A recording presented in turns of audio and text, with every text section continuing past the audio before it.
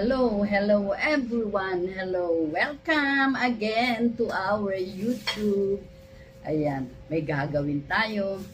Gagawa tayo ng isa rin sa ating soil amendment. Gagawa tayo ng, nakita nyo to? Ayan, yan ang gagawin natin ngayon. Maingay ang daan kasi hapon na, maraming, ayan. Ito yung ating gagawin ngayon.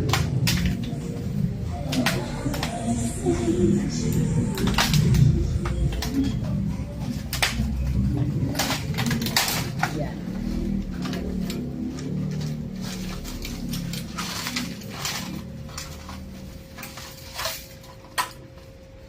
Kita nyo, yan. Ito ang gagawin natin.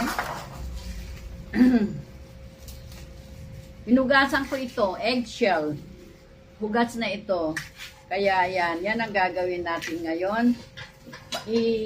Iaano rin natin sa ating amendment, sa ating soil amendment. Ayan. Nakailan ako ng ano nito. Hinugasan ko to, pinatuyo ko, kaya maano na siya, okay na. Yung ginawa kong ganito nung nakaraan, ay halo ko na at ginamit ko na sa pag ng mga soil. Ayan. So, wala na naman natira. Bali tatlong tray ito eh. Yan, dyan na lang natin siya ilagay. Ngayon, kasi wala naman tayong sabi nila i-blender, pero okay lang sa akin na hindi blender. Ito ang aking gagamitin. Ngayon, ito yung eggshell na nilinis ko. Yan. Gaganunin natin yan.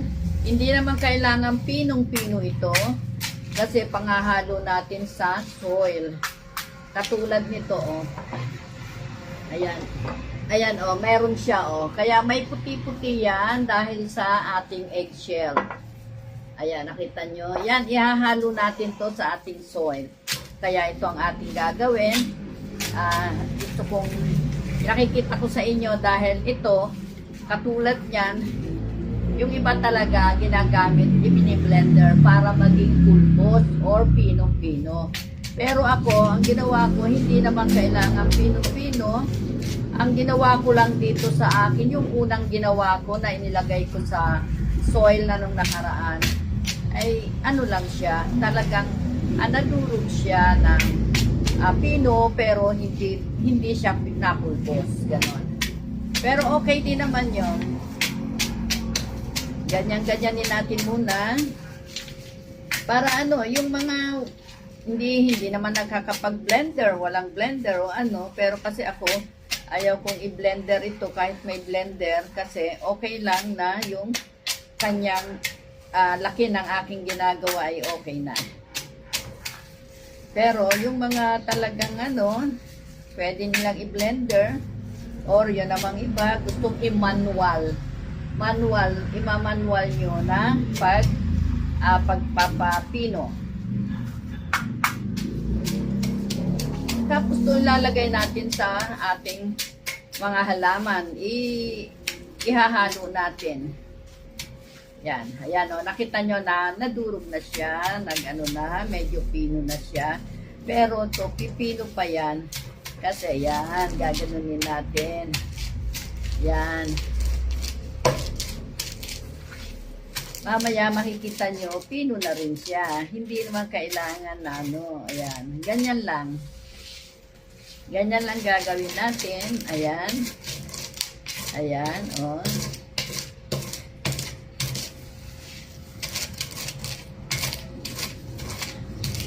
Ito yung aking to eh. Pat ito pero babasagin to.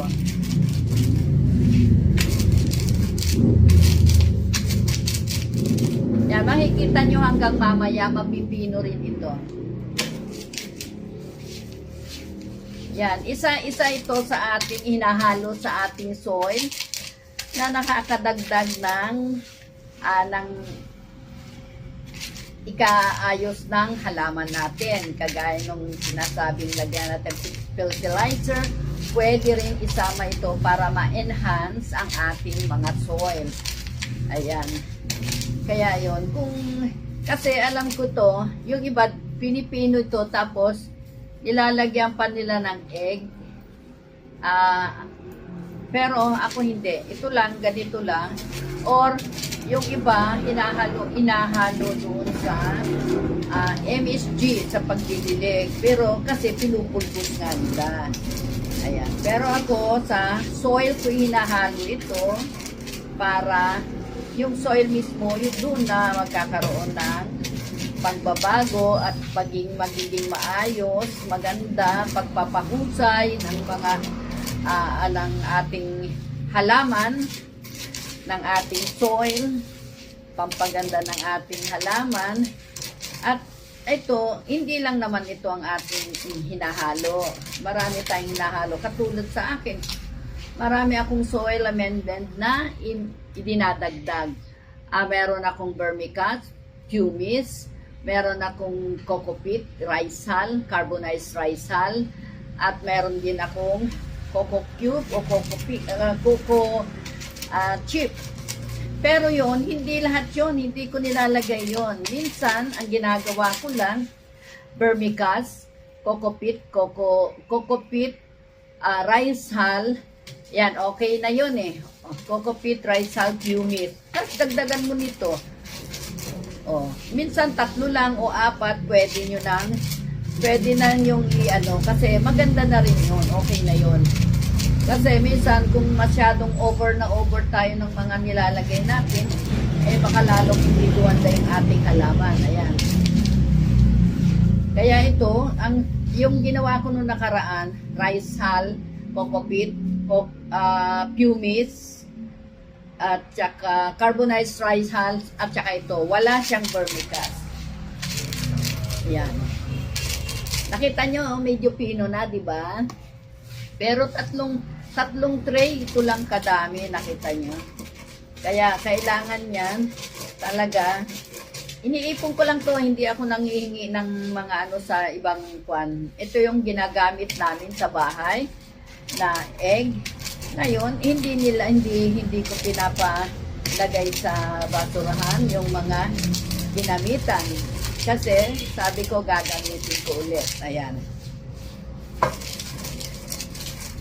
Ay, kita naman nyo, mapipino din siya. Hindi na siya, diba? Kanina, nakita nyo, ang lalaki pa. Ngayon, pino na. At yan, mapipino pa natin yan. Ayan, nakita nyo to, di ba?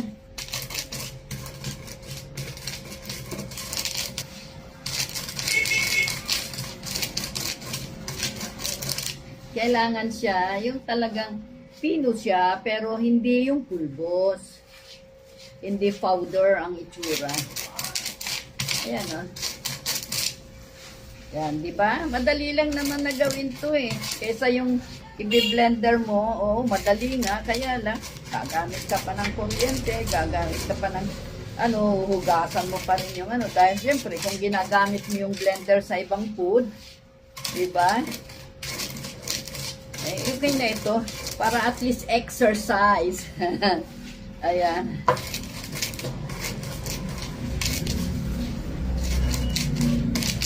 Diba?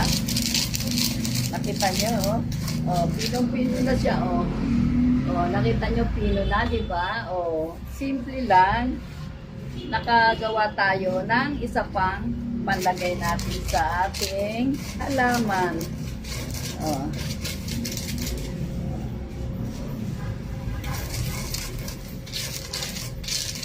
Dami,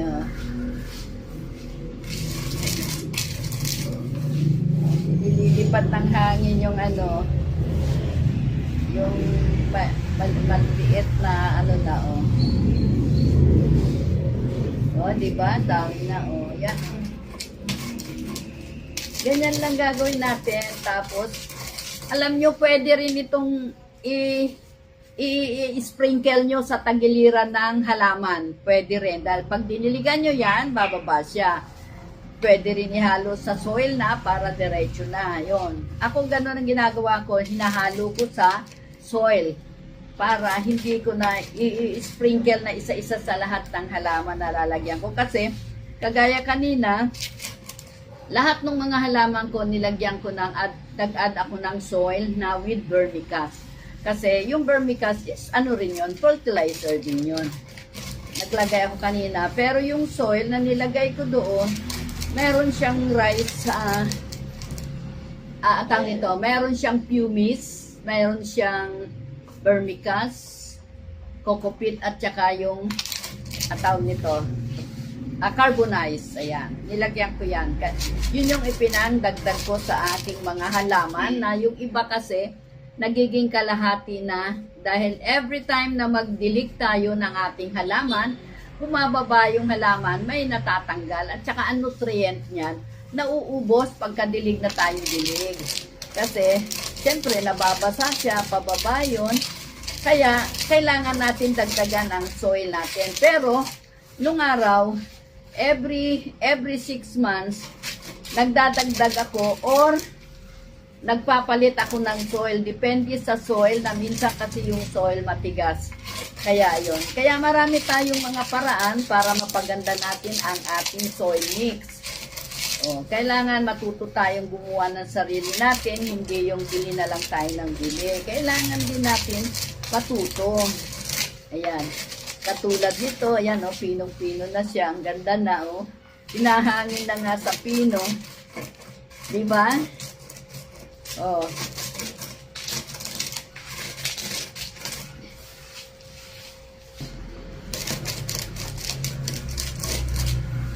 Ayan, maganda na, di ba? Maganda na ang pino niya, Ayan, mga inililipad dyan kasi walang initial yan.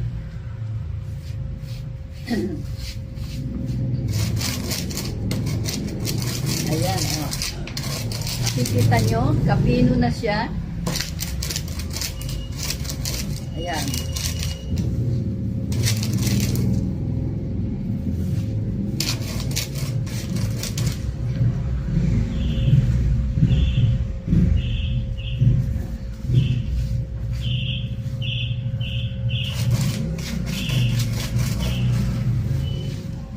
Ayan, nakita nyo na. Okay na siya, di ba? Ganda, no? Ganda na, ayan. Nakita nyo, ganyan lang kasimple ang paggawa natin nito, pandagdag natin sa mga soil mix natin. At maliban dito, sinasamahan pa rin natin ng vermicast o kung ano man ang gusto nyong isama dun sa mga binanggit kong potting mix, pwede yon. Ayan. Thank you for watching. Support my YouTube. Thank you and God bless you all.